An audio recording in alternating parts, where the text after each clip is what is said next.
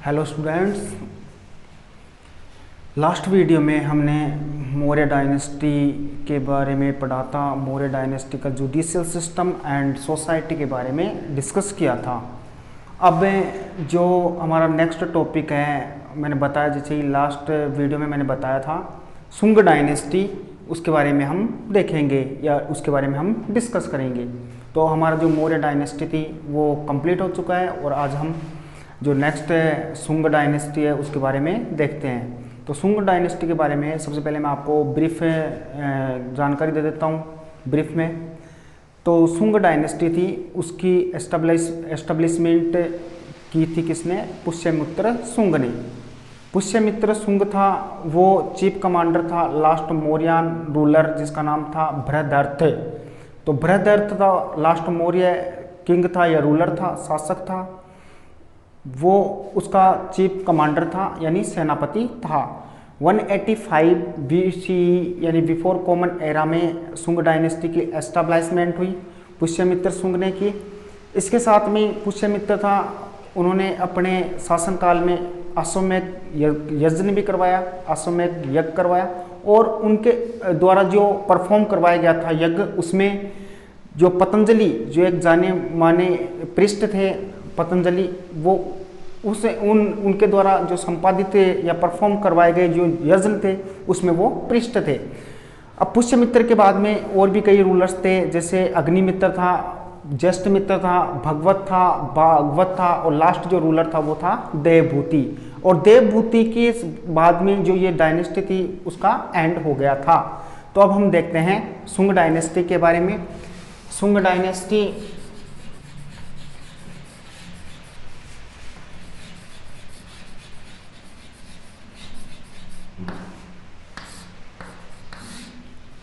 सुंग डायनेस्टी की एस्टेब्लिशमेंट हुई थी 185 BCE यानी बिफोर कॉमन एरा में। तो बिफोर कॉमन एरा में सुंग डायनेस्टी की एस्टेब्लिशमेंट हुई और किसके द्वारा की गई? पुष्यमित्र सुंग के द्वारा। तो इन 185 BC द सुंग डायनेस्टी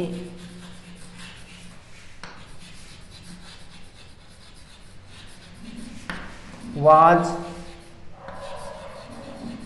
founded by पुष्यमित्र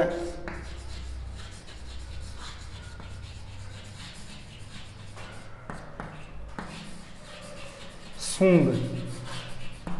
तो 185 में सुंग डायनेस्टी की फाउंडेशन की गई किसके द्वारा? पुष्यमित्र सुंग के द्वारा इसकी फाउंडेशन की गई या स्थापना की गई। अब पुष्यमित्र सुंग था वो कौन था? तो उसके बारे में देखेंगे। He was the chief commander, he was the chief commander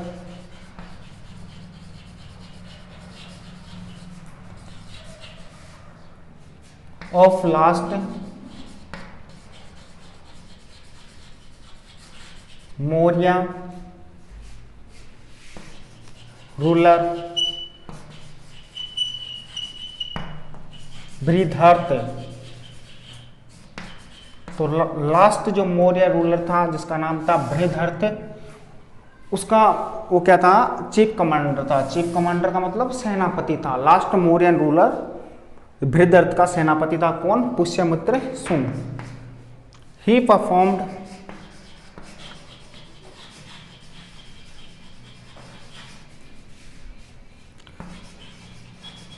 अश्वमेध यज्ञ ड्यूरिंग हिज रेन। अब जब उसका शासन था, या कह सकते कि जब उन्होंने शासन किया था, किसने? पुष्यमित्र सुंग ने, तो उन्होंने अश्वमेध यज्ञ करवाया था, या कह सकते हैं कि अश्वमेध यज्ञ करवाया था। कितनी बार करवाया था? अपने उनके शासन के दौरान 2 बार अश्वमेध यज्ञ हुआ था। और इस अश्वमेध यज्ञ में जो पृष्ठ था वो कौन था? पतंजलि था। रिनाउंड पतंजलि थे, प्रसिद्ध जिनका नाम जाना जाता है पतंजलि का, वो इस यज्ञ में क्या थे? पृष्ठ थे। तो पतंजलि वॉज द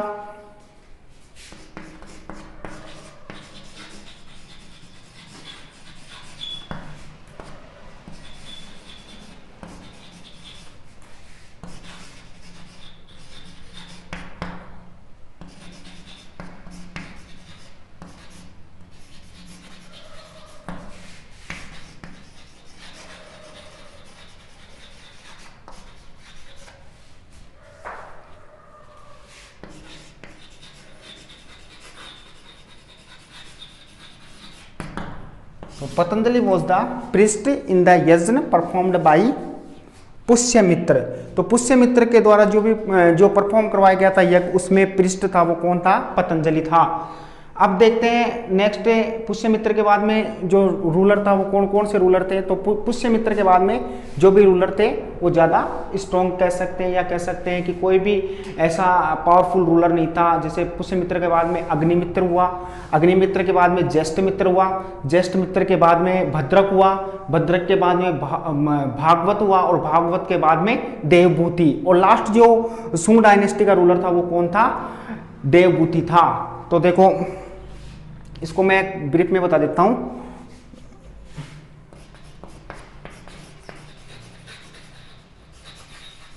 फाउंडेशन की गई पुष्यमित्र के द्वारा, पुष्यमित्र के बाद में अग्निमित्र, अग्निमित्र के बाद में जो रूलर था वो था ज्येष्ठमित्र, ज्येष्ठमित्र के बाद में था भद्रक, भद्रक के बाद में भागवत, और भागवत के बाद में जो लास्ट रूलर था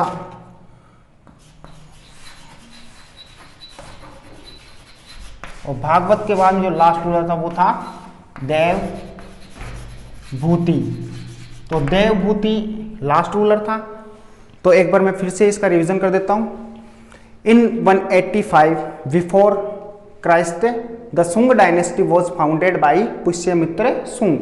पुष्यमित्र सुंग के द्वारा सुंग डायनेस्टी की एस्टैब्लिशमेंट की गई। पुष्यमित्र सिंह कौन था? तो he was the chief commander of last Maurya ruler Brihadratha. यह बृहदर्थ का जो लास्ट मौर्य शासक था बृहदर्थ, उसका सेनापति था। ही परफॉर्म्ड अश्वमेध यज्ञ ड्यूरिंग हिज रेन। उनके शासन के दौरान उन्होंने क्या किया? अश्वमेध यज्ञ था वो परफॉर्म किया। Patanjali was the priest in the यज्ञ परफॉर्म्ड बाई पुष्यमित्र। और पुष्यमित्र के द्वारा जो संपादित करवाया गया था यज्ञ, उसमें जो पृष्ठ था वो कौन था? पतंजलि था। अब इसके बाद में जो रूलर था वो कौन था? अग्निमित्र, उसके बाद में ज्येष्ठमित्र, उसके बाद में भद्रक, उसके बाद में भागवत, और उसके बाद में देवभूति। जो देवभूति था वो लास्ट सुंग डायनेस्टी का रूलर था देवभूति, और उसी का जो अमात्य था, अमात्य के द्वारा उसकी हत्या कर दी गई। और इस प्रकार जो सुंग डायनेस्टी थी वो 73 या कह सकते हैं 73 एंड कब हुआ सुंग डायनेस्टी का? 73 BC में एंडेड द सुंग डायनेस्टी, या कह सकते हैं द सुंग डायनेस्टी एंडेड इन 73 BC। इसके बाद में आता है सुंग डायनेस्टी कंप्लीट हो चुका। इसके बाद में जो डायनेस्टी है 10th क्लास के सिलेबस में वो है सातवाहन डायनेस्टी। सातवाहन डायनेस्टी के बारे में हम थोड़ा सा ब्रीफ में देखते हैं। तो सातवाहन डायनेस्टी थी, उसकी जो एस्टेब्लिशमेंट की गई थी वो किसके द्वारा की गई थी? सिमुक के द्वारा की गई थी। उसके बाद में देखें कि इसकी एस्टेब्लिशमेंट कब हुई थी? तो लगभग अबाउट 60 BC या 60 ईसा पूर्व में, 60 BC या 60 ईसा पूर्व में इसकी एस्टेब्लिशमेंट हुई। कहाँ पर हुई? तो गोदावरी और कृष्णा जो रिवर थी उनके बीच में ये सातवाहन डायनेस्टी थी। Godavari between the Godavari and Krishna river के बीच में ये सातवाहन डायनेस्टी फ्लोराइज्ड हुई, समृद्ध हुई।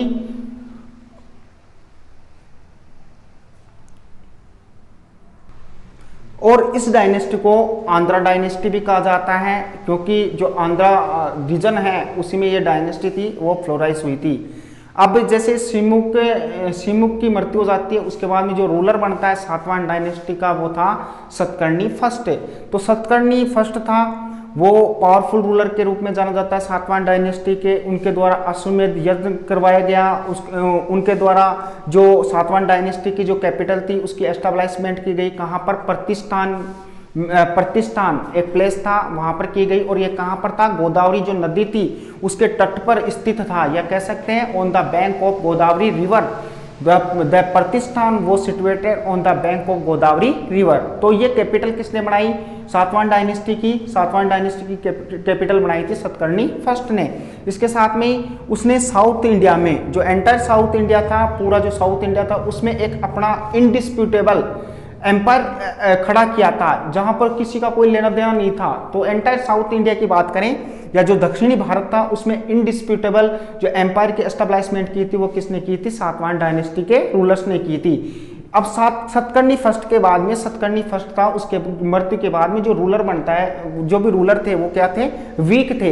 इसीलिए वहां पर फॉरेन इन्वेडर्स होता है, फॉरेन इन्वेडर्स आ जाते हैं। आक्रमणकारी, इन्वेडर्स का मतलब होता है आक्रमणकारी, विदेशी आक्रमणकारी।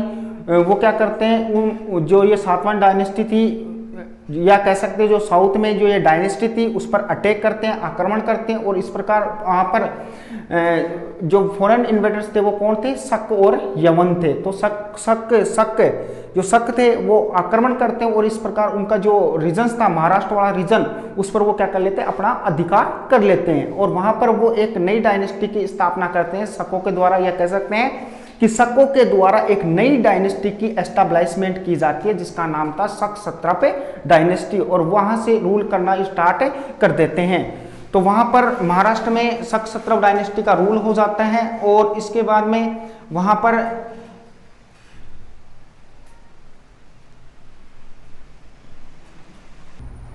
तो सातवाहन डायनेस्टी का फिर रूलर आता है जिसका नाम था वशिष्ठिपुत्र पुलुमावी। अब वशिष्ठिपुत्र पुलुमावी था, वो क्या करता है? विवाह कर लेता है किसके साथ? रुद्रदमन, जो सत्रप डायनेस्टी का रूलर था, रुद्रदमन, उसकी पुत्री से विवाह कर लेता है।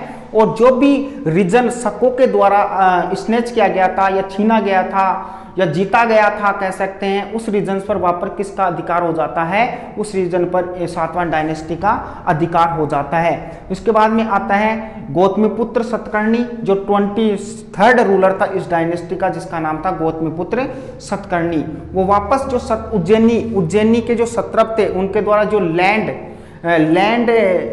पर अधिकार किया गया था। किसकी लैंड पर? सातवाहन डायनेस्टी की जो लैंड थी उस पर अधिकार किया गया था। किसके द्वारा? शकों के द्वारा। तो उज्जैनी के जो शकों ने लैंड स्नेच की थी, किसके पास से स्नेच की थी? वो सातवाहन डायनेस्टी के रूलर्स थे। उस लैंड को वो वापस से गेन कर लेता है, या कह सकते हैं उसको वापस से वो वोन कर लेता है, जीत लेता है। कौन? गौतमीपुत्र सतकर्णी, जो 23rd रूलर था किसका? सातवाहन डायनेस्टी का। तो अभी हमने इस वीडियो में शुंग डायनेस्टी के बारे में पढ़ा, सातवाहन डायनेस्टी के बारे में हमने ब्रीफ में देखा। और नेक्स्ट वीडियो में हम सातवाहन जो डायनेस्टी है उसको हम कंटिन्यूस रखेंगे। ठीक है, थैंक यू।